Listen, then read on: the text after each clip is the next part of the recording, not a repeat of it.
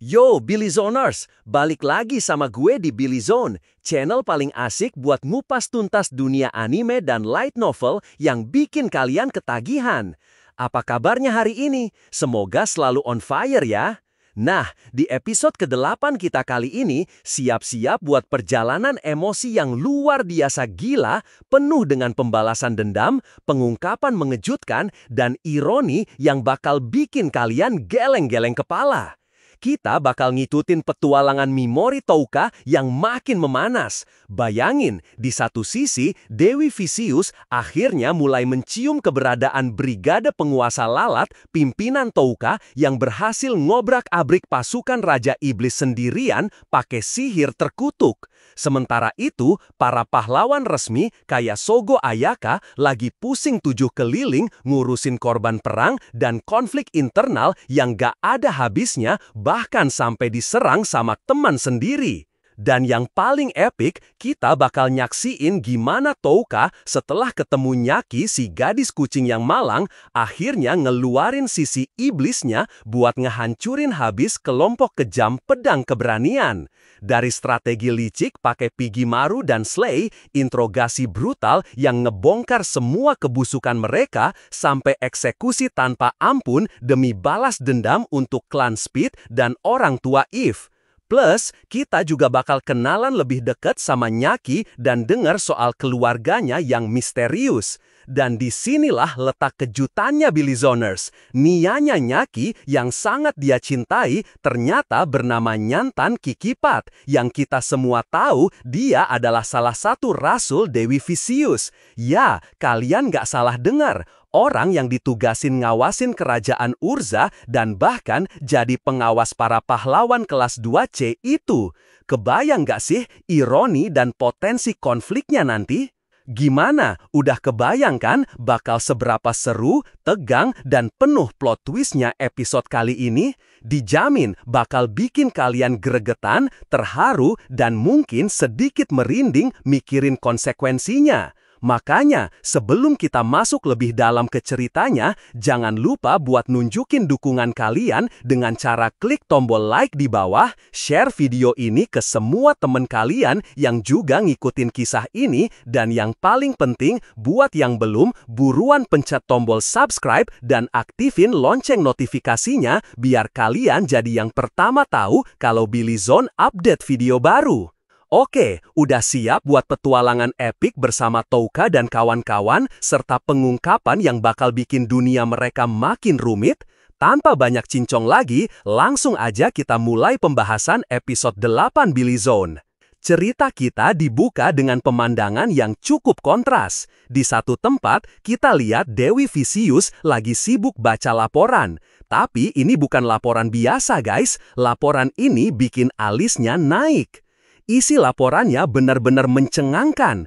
Mereka menggunakan sihir terkutuk ini sendirian buat ngalahin pasukan Raja Iblis dari lingkaran dalam. Bayangin, sendirian. Kontribusi mereka di Benteng Putih Perlindungan begitu besar sampai ngebalikin keadaan pertempuran. Gak cuma itu, ada indikasi mereka punya benda sihir kuno, monster mirip kuda raksasa, dan yang paling bikin Vicious melotot, mantan anggota Ashint yang ngebawa malapetaka buat manusia terkuat di dunia, belum lagi Seras Ashrain masih hidup. Vicious sampai ngelempar laporan itu ke meja saking tertariknya, dan dia bergumam, Brigade Penguasa Lalat ini menarik banget minatku, sungguh.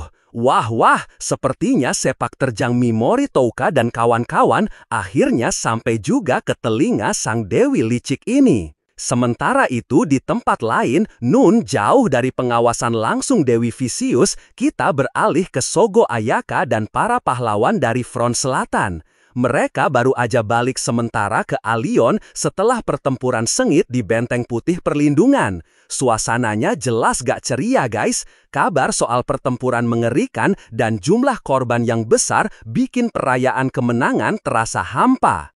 Tapi di tengah duka ada secercah harapan. Beberapa nama yang dianggap hilang atau tewas ternyata masih hidup. Pertama, Beowulf pembunuh naga.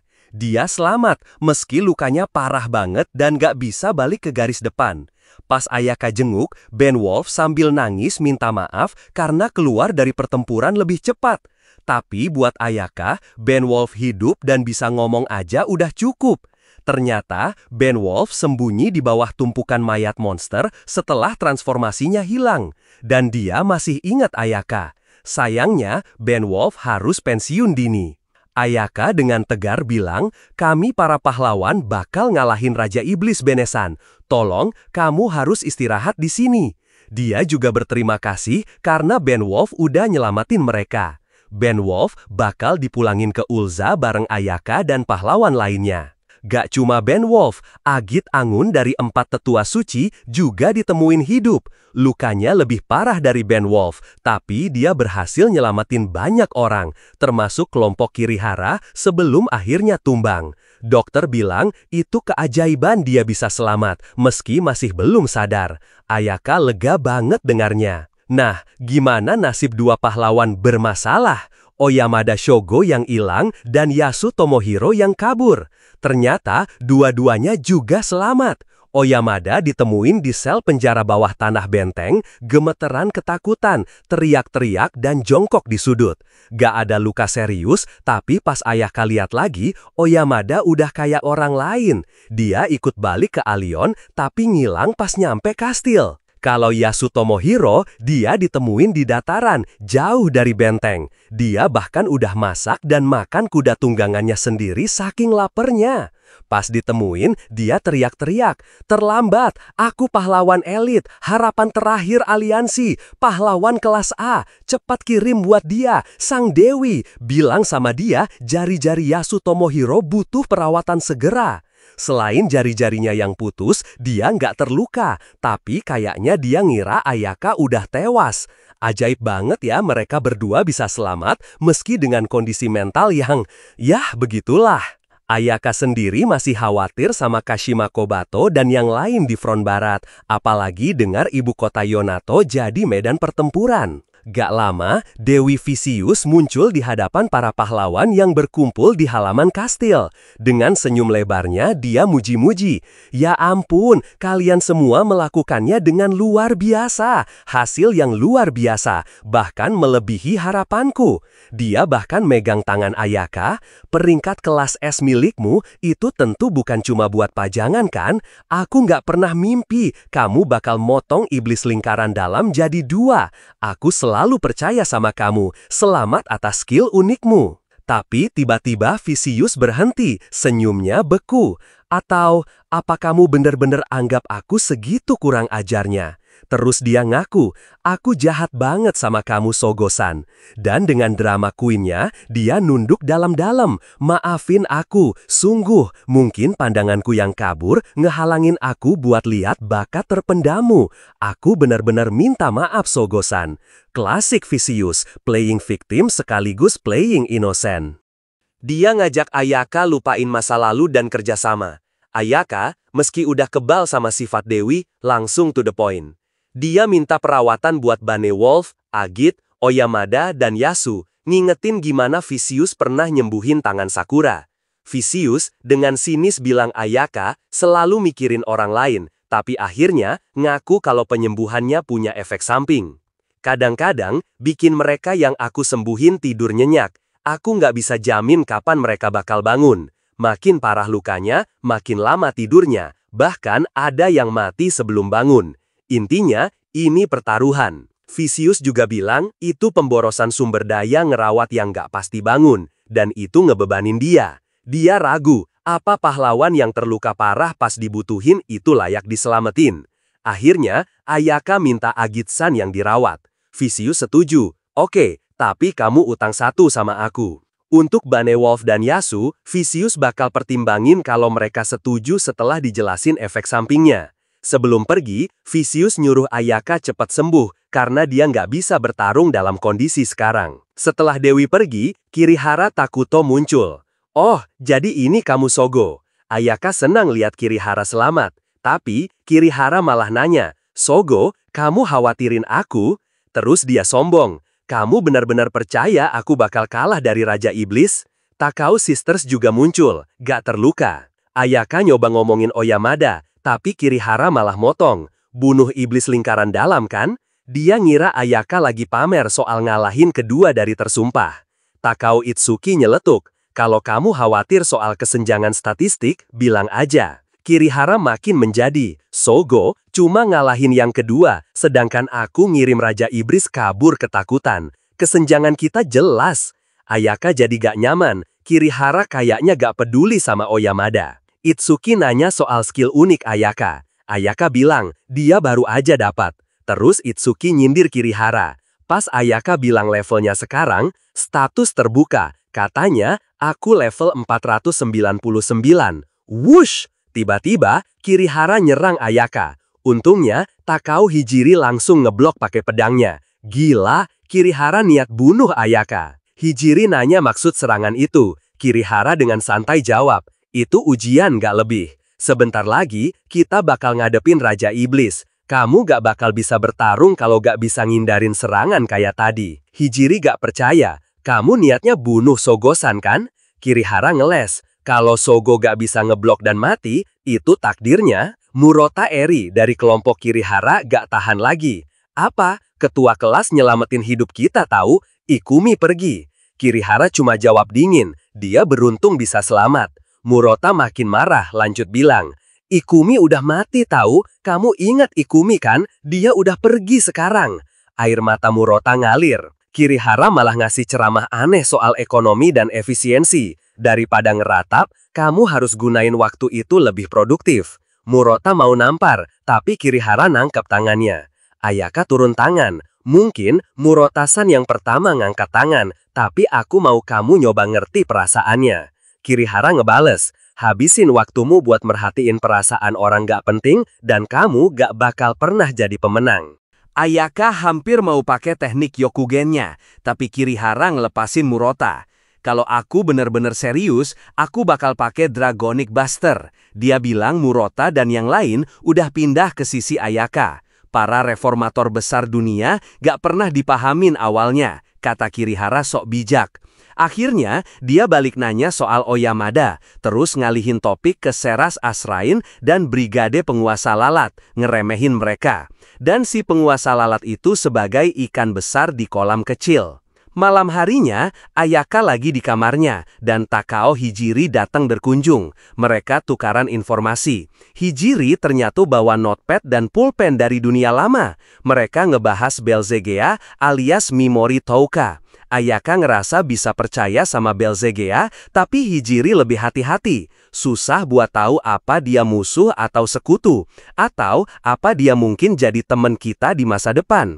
Dia juga bilang Belzegea belum tentu teman aliansi. Ayaka jadi galau sama kata-kata Kirihara, apa dia terlalu naif. Hijiri nenangin, kamu harus terus percaya sama apa yang menurutmu benar sampai akhir Sogo-san. Banyak teman sekelas kita sekarang ngikutin kamu, ngandelin kamu. Bukannya itu jawaban yang cukup? Hijiri ngasih saran soal pembagian kelompok Ayaka yang makin besar. Terus, tiba-tiba Hijiri ngomongin soal bau parfum yang dia pakai.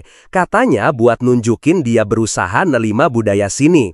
Ayaka tanpa sadar nyeletuk, Hijiri-san, kamu bener-bener cantik. Hijiri senyum, kamu baru aja ngomong gitu keras-keras loh.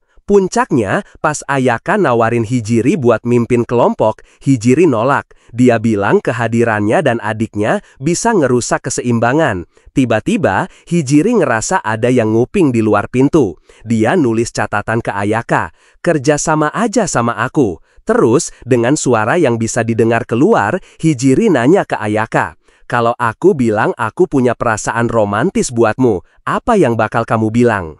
Ayaka kaget, tapi ngerti ini sandiwara. Dia jawab bingung. Hijiri senyum dan bilang dia cuma berharap Ayaka sadar perasaannya. Setelah orang yang nguping pergi, Hijiri ngejelasin kalau itu buat nyiptain kesalahpahaman, biar pertemuan mereka gak dicurigai mata-mata Dewi.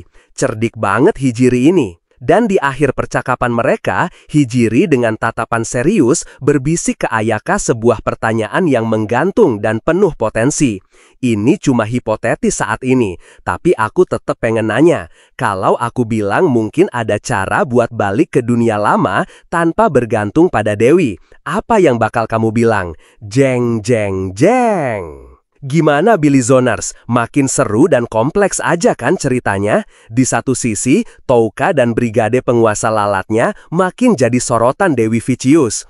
Apa yang bakal dilakuin Vicious selanjutnya ya, setelah tahu kekuatan mereka yang sebenarnya? Bakal jadi ancaman atau malah mau dimanfaatin? Di sisi lain, Ayaka harus ngadepin konflik internal dengan Kirihara yang makin menjadi-jadi, sambil ngurusin para pahlawan yang selamat. Dan yang paling penting, petunjuk dari Hijiri soal jalan pulang alternatif. Apakah ini bakal jadi titik balik bagi para pahlawan? Mungkinkah mereka bisa bebas dari cengkraman Dewi Vicious? Cerita kita lanjut dengan Touka, Seras, dan si kuda gagah Slay yang lagi nerobos hutan belantara negeri monster bermata emas. Perjalanan mereka nggak gampang, monster-monster kuat, termasuk tipe humanoid, menghadang. Tapi ya namanya juga Touka, semua disikat bersih. Touka juga sadar, monster di utara emang jauh lebih badas daripada yang di selatan atau barat. Sambil istirahat di reruntuhan kuno, Touka lagi pusing mikirin upgrade terakhir buat Pigimaru. Ternyata bahannya itu dari kumbang ungu yang super langka, bahkan mungkin udah punah. Erika aja nggak punya. Yah, PR lagi nih buat Touka. Gak lama muncul seekor tupai. Tapi ini bukan tupai biasa. Ini adalah familiar atau hewan suruhan Erika yang bawa pesan penting. Nah, sebelum tupai itu kasih pesan, ada momen yang nunjukin betapa telitinya Seras. Dia dengan sabar ngebersihin dulu kaki si tupai pakai kain bersih, biar gulungan komunikasi mereka nggak kotor. Detail banget ya Seras ini. Mereka dapat update. Pertama, semua grup pahlawan udah balik ke Alion, kecuali grupnya Ikusaba Asagi. Kedua, para pahlawan di Alion kayaknya belum mau nyerang Raja Iblis, soalnya Sogo Ayaka belum fit 100%. Vicious jelas pengen trio kelas S-nya tampil maksimal. Ini jadi napas buat Touka. Erika juga ngabarin kalau macan bertaring tajam selamat. Touka kelihatan lega banget dengarnya, soalnya mereka dulu baik banget sama dia. Bahkan Touka mikir, kalau ketemu mereka lagi, kayaknya gue gak bakal tega bunuh. Duh, sisi lembut Touka emang bikin meleleh ya. Oh iya, Eve dan Liz juga baik-baik aja, syukurlah. Terus, Touka dan Seras ngobrolin kondisi perang. Intinya, banyak negara aliansi yang pasukannya hancur lebur. Magnar, Yonato, Bakos, Nea, semua kena dampak parah. Yang masih lumayan utuh tinggal Ulza, Mira, sama Alion. Tapi pembunuh naga alias Beowulf juga udah nggak bisa tempur lagi. Dan apesnya, Ulza sama Mira ini negara yang paling dekat sama posisi Touka sekarang. Semoga aja nggak jadi musuh baru ya. Nah, di tengah perjalanan, mereka nemuin jejak kaki manusia dan bau darah. Gak lama kemudian, jeng-jeng, mereka nemuin lokasi pembantaian. Belasan monster bermata emas mati mengenaskan. Gak cuma itu, ada juga mayat monster tipe humanoid yang tercabik-cabik. Ini jelas bukan kerjaan monster biasa. Touka curiga ini ulah kelompok kuat yang pernah disebut Eve, namanya Pedang Keberanian. Dan bener aja, adegan langsung pindah ke kelompok yang disebut Pedang Keberanian ini. Isinya ada Lewin Seal, si pemimpin yang katanya punya darah pahlawan dunia lain. Terus ada Satsuki yang sangar, Toado si gesit, Yugung si kapak besar, dan beberapa anggota lain. Mereka ini teman dari kecil, kompak banget, atau begitulah kelihatannya. Mereka baru aja nemuin target mereka, sebuah kristal misterius yang katanya bisa nyelamatin dunia. Wih, pahlawan banget kan? Tapi tunggu dulu, gak lama muncul karakter baru, Nyaki, gadis manusia kucing yang imut tapi ceroboh. Dan apa yang terjadi selanjutnya bener-bener bikin miris. Cuma gara-gara Nyaki gak sengaja jatuhin panci, Lewin dan kawan-kawan langsung ngebully dia habis-habisan. Ditendang, dilempar, diinjak kepalanya, dihina sehina-hinanya. Lewin bahkan nangis-nangis bilang hatinya sakit karena terpaksa mukulin Nyaki. What? Ini sih red flag parah. Setelah adegan bullying yang bikin ngelus dada itu, mereka ngirim kabar ke Dewi Vicious kalau misi mereka berhasil. Tapi kebahagiaan mereka nggak lama. Strife, salah satu anggota mereka, balik dengan kondisi sekarat, kena panah di leher. Dia cuma sempat bilang, lari, sebelum akhirnya tewas. Sumpah nyesek banget. Belum hilang syoknya, mereka diserang sama sekelompok ksatria yang pakai lambang ksatria pembunuh monster dari Ulza.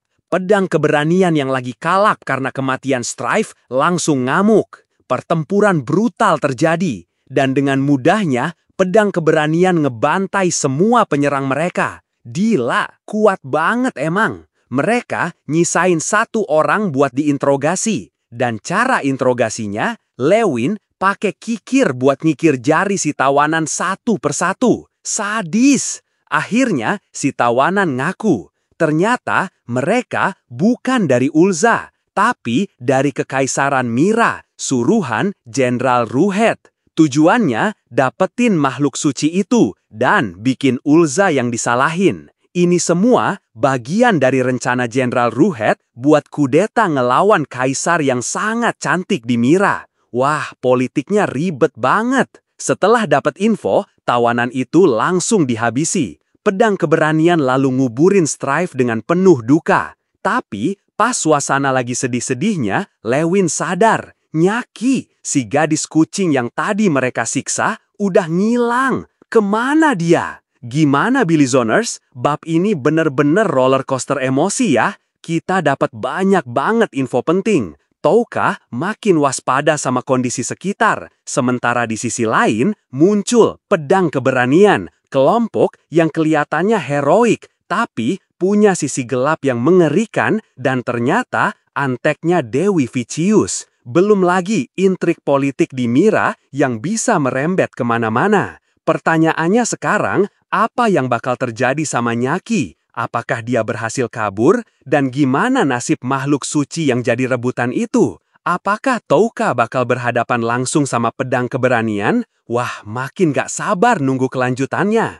Di cerita sebelumnya, kita udah lihat Touka nemuin jejak pembantaian brutal dan curiga sama kelompok misterius bernama Pedang Keberanian. Sementara itu, kelompok Pedang Keberanian sendiri baru aja kehilangan salah satu anggotanya dan lagi kalap. Nah, di cerita kali ini, kedua pihak ini akhirnya bakal bersinggungan lewat pertemuan yang gak disangka-sangka dan penuh emosi. Siapin diri kalian, karena ini bakal jadi salah satu bab paling krusial. Jangan lupa, seperti biasa, like, subscribe, dan bunyiin loncengnya biar gak ketinggalan. Oke, langsung aja kita terjun ke ceritanya. Cerita kita dibuka dengan Touka dan Seras yang lagi waspada di tengah hutan. Tiba-tiba, dari semak-semak muncul sesosok gadis kecil dengan telinga dan rambut berwarna peach. Lari tolong, meong, teriaknya. Dia memperkenalkan diri sebagai Nyaki. Awalnya, Nyaki bohong bilang dikejar monster. Dia bahkan nyuruh Touka dan Seras lari ke arah Ulza, sementara dia sendiri mau lari ke arah lain buat ngalihin perhatian. Sok kuat gitu deh. Tapi, Touka dan Seras yang udah berpengalaman langsung sadar ada yang gak beres. Setelah didesak, Nyaki akhirnya nangis dan ngaku kalau dia dikejar sama manusia yang super kuat, bukan monster. Dia cuma gak mau Touka dan Seras ikut kena masalah. Touka ngeliat ada memar di lengan Nyaki. Siapa yang ngelakuin ini ke kamu? Tanya Touka. Nyaki ngangguk, ngeiyain kalau itu ulah pengejarnya. Nah, disinilah Touka yang biasanya kalem mulai nunjukin sisi lainnya. Aku bakal bunuh orang-orang yang ngejar kamu, kata Touka dingin. Nyaki langsung panik. Jangan, mereka itu pedang keberanian, seru Nyaki. Dia ngejelasin kalau pedang keberanian ini kelompok super kuat. Bahkan katanya mau nantang orang terkuat di dunia, si Chifit Gartland itu. Dan buat ngebuktiin omongannya, Nyaki nambahin satu fakta yang bikin Touka dan Seras langsung membeku. Mereka bahkan cukup kuat buat ngehancurin klan Speed, padahal waktu itu mereka masih anak-anak. Bam! Informasi ini langsung nyambung Billy Zoners. Klan Speed itu kan klannya F, dan mereka dibantai habis sama pedang keberanian pas F masih kecil. Jadi, orang-orang yang ngejar Nyaki ini adalah pembunuh orang tuanya F. Amarah Touka langsung meluap-luap meski dia coba tahan.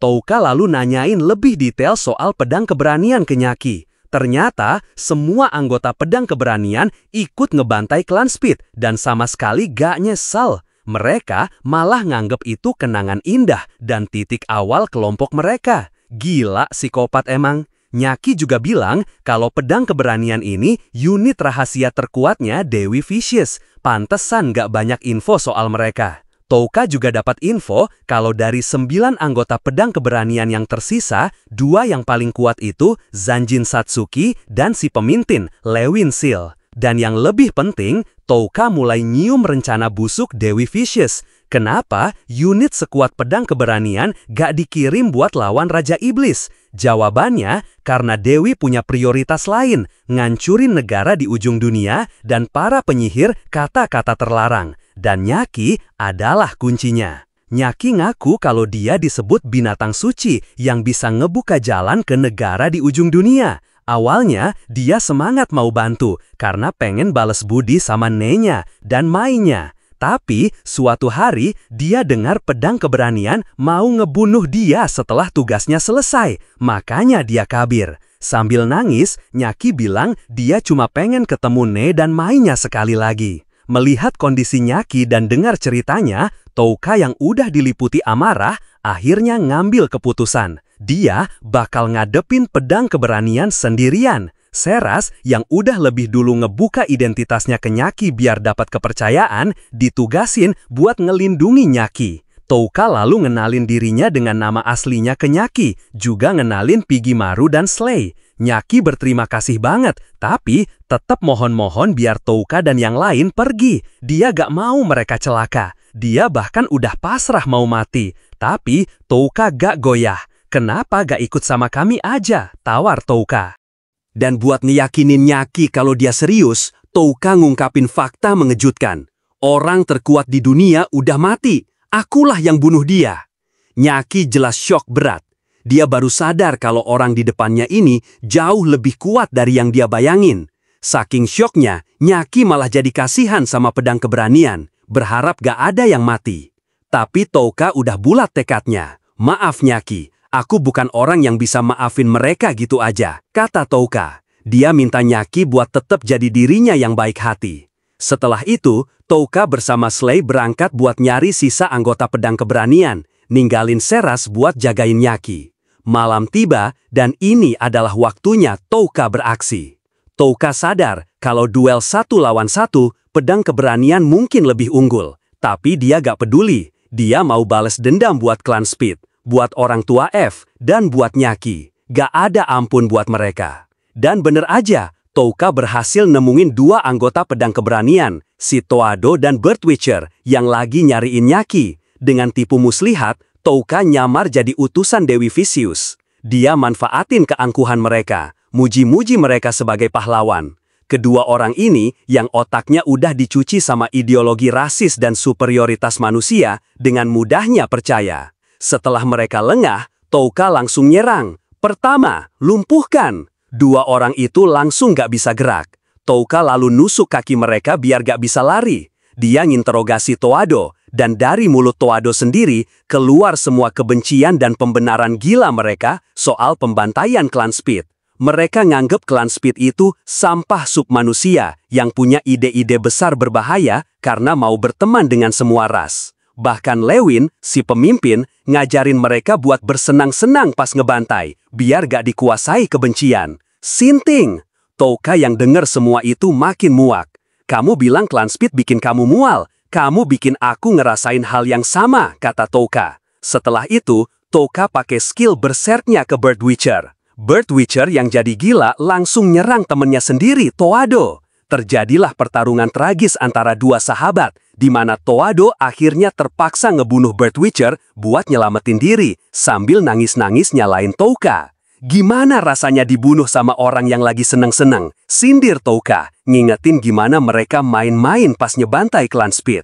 Toado yang udah putus asa akhirnya tewas di tangan Touka. Dibutuhkan sampah untuk melawan sampah. Gumam Touka. Gila Billy Zoners, bab ini bener-bener gelap dan intens banget ya. kita ngeliat sisi lain dari Touka yang penuh amarah dan tekad balas dendam. Pertemuannya dengan Nyaki benar-benar jadi pemicu, dan ideologi pedang keberanian yang rasis dan kejam itu benar-benar bikin darah mendidih.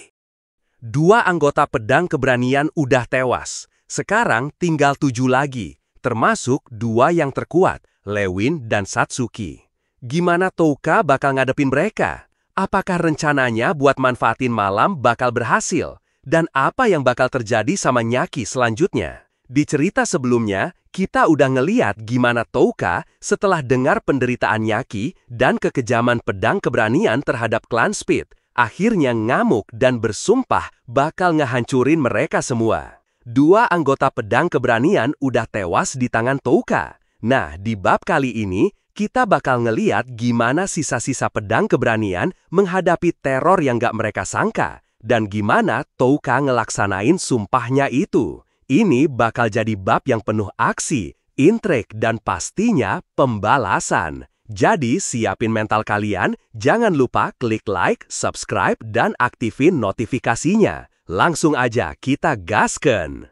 Cerita kita dibuka dari sudut pandang sisa anggota pedang keberanian, Lewin, Yugung, Miena, dan Alain. Mereka lagi nungguin Toadu dan Bird Witcher yang gak balik-balik setelah nyari Nyaki. Sambil nunggu, mereka malah asyik ngegosip dan nyalahin Nyaki. Dasar sampah submanusia, beraninya kabur, gitu kira-kira. Mereka bahkan udah ngerencanain mau nyiksa Nyaki habis-habisan pas ketangkap nanti. Dah gak ada obatnya nih kelompok.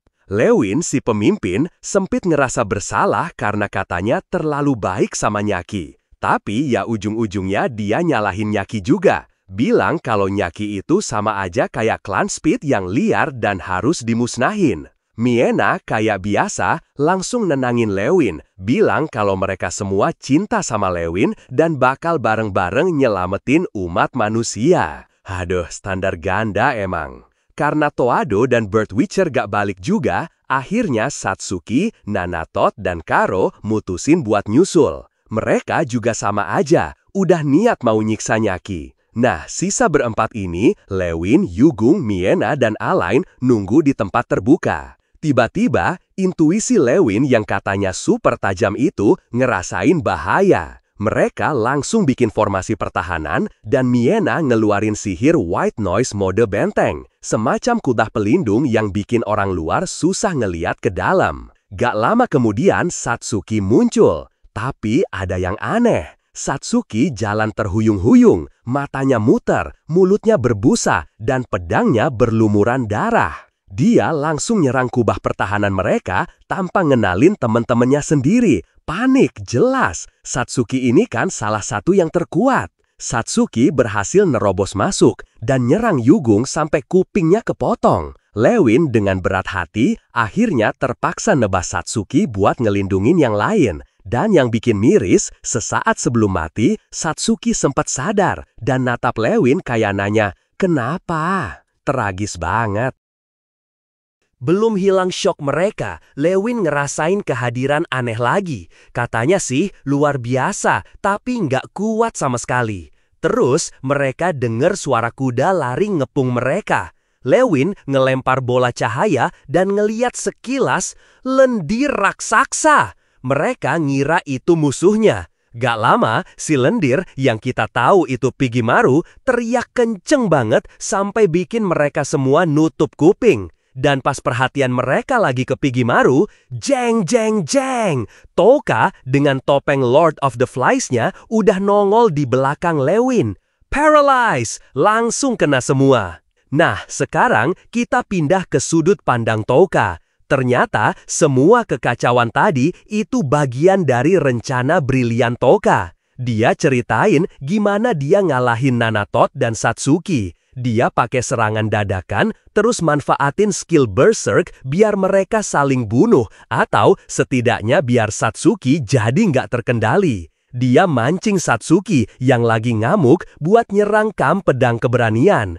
Rencana awalnya, Touka mau nyerang jarak jauh pakai gabungan sama Pigimaru, tapi kubah White Noise itu ngalangin. Jadi, dia bikin rencana baru. Slay yang udah berubah jadi bentuk ketiga berkaki 8 disuruh lari ngepung sambil bikin suara kayak dua kuda. Pigimaru disuruh muncul gede banget buat jadi umpan, terus teriak pakai kristal amplifikasi. Nah, pas perhatian mereka semua ke sana, Touka pakai skill slow buat nyelinap dekat kubah, terus paralyze deh keempatnya. Cerdik abis! Touka lalu nyeret Lewin, Yugung, Miana, dan Alen yang udah lumpuh keluar dari kubah. Dia mulai interogasinya dengan cara yang, ya khas Touka. Dia bilang dia udah bunuh Toado dan Bird Witcher. Terus Satsuki ngebunuh Nanatot atas perintahnya. Ini bikin mereka makin marah dan tersiksa. Touka lalu ngasih mereka racun mode gak mematikan biar makin menderita. Terus dia nawarin buat ngebebasin satu orang kalau mereka mau ngejual temen-temennya. Dan apa yang terjadi? Mereka langsung berantem, saling tuduh, saling ngejatohin, cuma buat nyelamatin diri sendiri.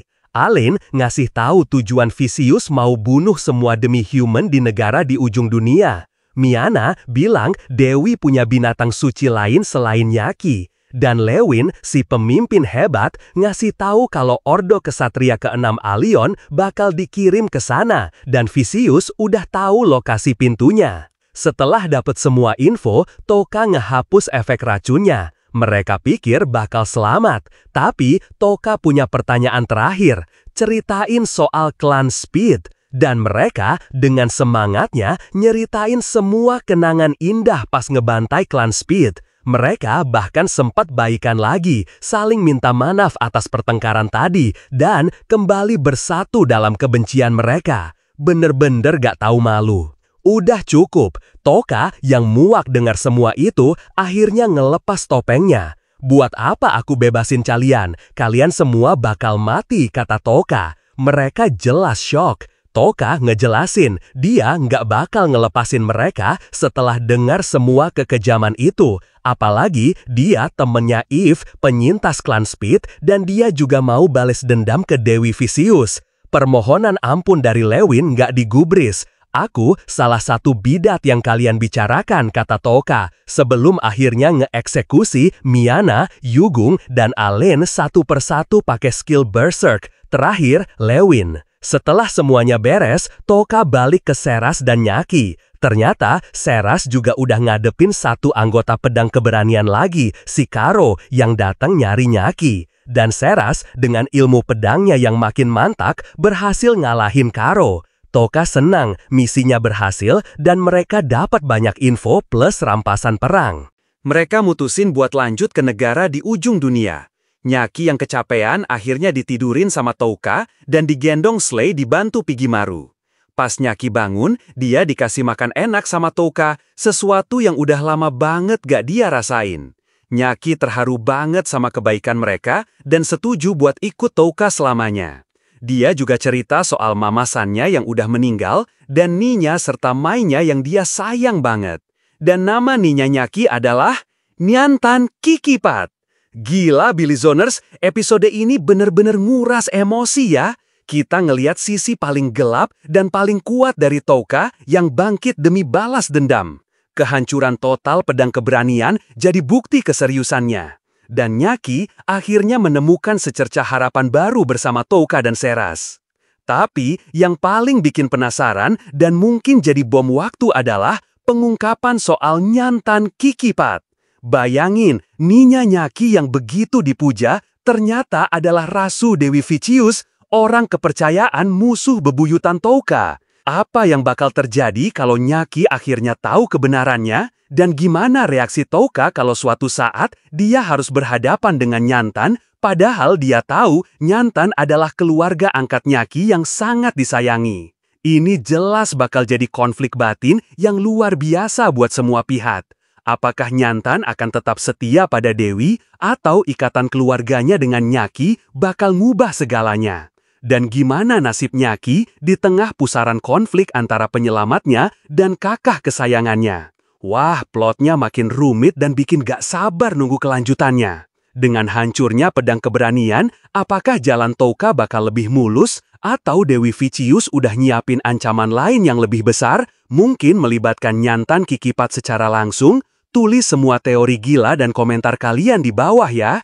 Jangan lupa like video ini kalau kalian juga shock sama plot twist ini, share ke teman-teman kalian, dan pastinya subscribe channel Billy Zone biar gak ketinggalan episode berikutnya. Sampai jumpa Billy Zoners!